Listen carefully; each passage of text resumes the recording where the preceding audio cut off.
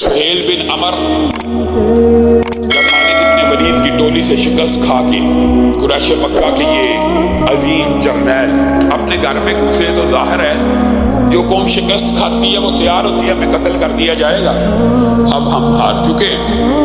انہوں نے اپنے بیٹے کو کہا کوئی ایسا طریقہ ہے کہ آپ رسول اللہ کے پاس جائیے اور امان کو طلب کر لیجیے. یہاں پہ بھی جو لوگ اعتراض کرتے ہیں کہ ان صحابہ نے ڈر کے اسلام قبول کیا تھا غور کریں. سہیل بن عمر نے یہ نہیں کہا کہ رسول اللہ کے پاس جا کے کہیے میں اسلام قبول کرتا ہوں. یہ کہا امان طلب کیجیے اور مجھے یقین ہے کہ رسول اللہ مجھے امان نہیں دیں گے. میں ہی تو وہ ہوں جس نے صلح حدیبیہ میں رسول اللہ کی کسی شرط کو چلنے نہیں دیا. میں ہی تو وہ ہوں جس نے بدر اور احد میں رسول اللہ کو اذیتیں اور تکلیف دی. میں ہی تو وہ ہوں جس نے رسول اللہ کے اوپر پے در پہ وار کیے. عبداللہ نے کہا رک جائیے, مجھے امید ہے وہ جو دنیا میں سب سے بڑا رحم کرنے والا ہے, جو ہر کسی کے اوپر رحم کی نظر ڈالتا ہے اور جس کی خواہش ہے کہ ہر بندہ مسلمان ہو جائے, مجھے اس کے پاس جانے دیجیے. گیا بیٹا اور جا کے کہنے لگا باپ حالت کفر میں ہیں لیکن امان طلب کرتے ہیں. یہ وہی ہے پچھلے خطبے میں اور اس سے پچھلے خطبے میں آپ کو بتایا تھا یہ وہ 3 جرنیل تھے جنہوں نے آخری دم تک بھی حضرت خالد بن ولید کا مقابلہ کیا. سہیل بن عمر, صفوان بن امیہ, اکرمہ بن ابی جہل وغیرہ. رسول اللہ صلی اللہ علیہ وسلم نے بیٹے کی بات سنی, ایک لمحہ نہ لگایا اور کہا سہیل کو امان دے دی گئی, سہیل کو امان دے دی گئی. اور ان کے بیٹے کے سامنے مجلس کو مخاطب ہو کے کہا سہیل آ رہے ہیں, میں نے ان کو امان دے دی ہے.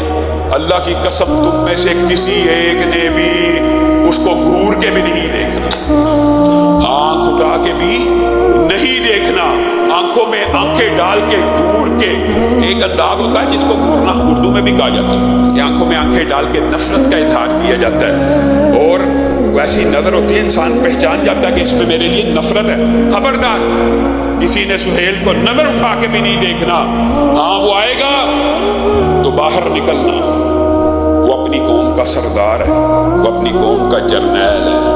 بیٹا یہ ساری باتیں لے کے باپ کی خدمت میں حاضر ہوا اور کہنے لگا بابا وہ تو ایسے ہیں, وہ تو ایسے ہیں, وہ تو اتنی شفقت کرنے والے ہیں اور انہوں نے یہ باتیں کہی ہیں. سہیل بن عمر کے کلیجے کے اوپر چوٹ لگی کہ یہ وہ نبی ہے جس کی ہم مخالفت کرتے رہے, جو لوگوں کو کہہ رہا کہ یہ اپنی قوم کا سردار آ رہا ہے, اس کا آگے بڑھ کے استقبال کرنا اور اس کی طرف نظر اٹھا کے بھی مت دیکھنا.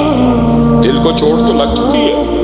وہ جو ساری شکستیں ہوئی ہیں وہاں سے بھی اندازہ ہو گیا جن کے لیے لڑا کرتے تھے نفع تو انہوں نے بھی نہیں دیا. پھر بھی رسول اللہ کی بارگاہ میں آئے اور کہا میں نے سنا آپ نے مجھے امان دے دی ہے. کہا ہاں, اسلام کی شرط پہ کہا نہیں. یہ وہ بات ہے جس کو آپ نے سمجھنا. یہ سارے جھوٹے رافضی پروپیگنڈے کے صحابہ نے یہ جو باز تھے انہوں نے ڈر کے اسلام قبول کیا تھا اور جناب اب چارہ کار کوئی نہیں تھا. یہ بات نہیں ہے. پچھلے خطبے میں بھی آپ کے سامنے یہ بات رکھی تھی.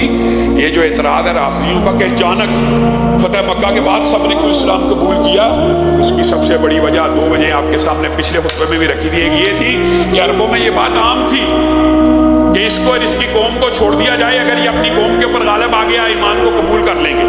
دوسری بات یہ تھی یہ خانہ کعبہ اتنی عظمت والا گھر ہے, اس کی حفاظت اللہ تعالیٰ نے اصحاب الفیل سے کی تھی, اور ابرہا کے لشکر کو کنکریاں مار مار کے اللہ نے ہلاک کر دیا تھا, تو محمد صلی اللہ علیہ وسلم کیسے اس کو فتح کر سکتے ہیں اگر باطل. تو یہ 2 واقعات ایسے تھے, جب فتح ہوگی پھر عام اسلام پھیلا. لیکن سہیل بن عمر نے بھی اس وقت اسلام قبول نہیں کیا, امان طلب کی. اور پھر رسول اللہ صلی اللہ علیہ وسلم کی سیرت کا جائزہ لینے لگے اور اسلام قبول کرنے سے پہلے کہا کرتے تھے رسول اللہ نے مجھے حالت کفر میں جس عزت سے نوازا ہے میں آپ کا یہ احسان کبھی بھول نہیں سکتا، اسلام قبول کروں نہ کروں، مفہوم یہ احسان نہیں بھول سکتا کہ اپنے صحابہ کو حکم کیا جب تک میں ان میں ہوں میری طرف نظر اٹھا کے نہیں دیکھنا۔ یہ بہت بڑا رسول اللہ کا احسان ہے۔ پھر رسول اللہ صلی اللہ علیہ وسلم کے زندگی کا مطالعہ کرتے رہے، ان کے ساتھ متعدد دن گزارے۔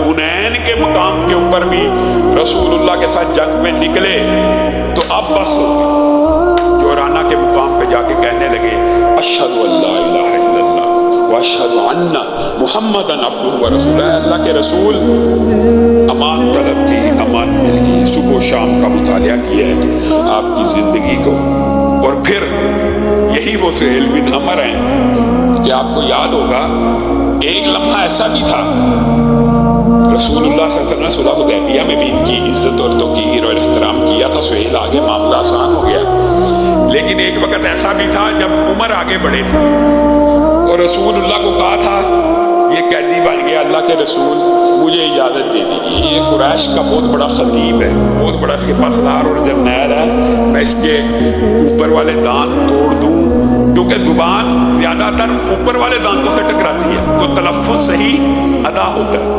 میں اس کے اوپر والے سارے دانت توڑ دیتا ہوں تو یہ صحیح گفتگو نہیں کر پائے گا، یعنی صحیح تلفظ ادا نہیں کر پائے گا، اس کی خطابت کا بیڑا غرق ہو جائے گا۔ تو وہاں بھی وحی کے ذریعے رسول اللہ صلی اللہ علیہ وسلم نے جملہ کہا تھا عمر ایک وقت آئے گا سہیل ایسی تقریر کرے گا کہ تیرا کلیجہ راضی ہو جائے گا، اس کے دانتوں کو مت توڑ۔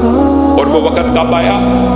جب رسول اللہ صلی اللہ علیہ وسلم دنیا سے چلے گئے، اس وقت حضرت عمر بن خطاب غصے میں آ گئے تھے نا کہ خبردار کسی نے کہا میرا نبی میرا پیغمبر فوت ہو گیا، تو حضرت ابو بکر کھڑے ہو کے جو خطبہ دیا آپ حیران رہ جائیں گے، بعین اس سے ملتا جلتا خطبہ سہیل بن عمر نے مکہ میں دیا تھا کہ جو کوئی محمد صلی اللہ علیہ وسلم کی عبادت کرتا ہے وہ سمجھ لے وہ دنیا سے چلے گئے، فوت ہو گئے، اور جو کوئی اللہ کی عبادت کرتا ہے وہ ہمیشہ ہے۔ اور پھر ساری زندگی سہیل بن عمر نے روزہ، نماز، زکوٰۃ کو اپنے ماضی کے اوپر سارے کے سارا پانی پھیرا، مسلمانوں کی جنگوں میں شریک ہوئے، یرموک کے اندر ایک بہت بڑے لشکر کے یہ امیر بھی مقرر کیے گئے۔ تو یہ اللہ تعالیٰ کی عطا اور دین ہے، یہ ایک تقدیر کا باب بہرحال ضرور ہے کہ اللہ جسے چاہتا ہے ہدایت دیتا ہے اور جسے چاہتا ہے گمراہ رکھتا ہے۔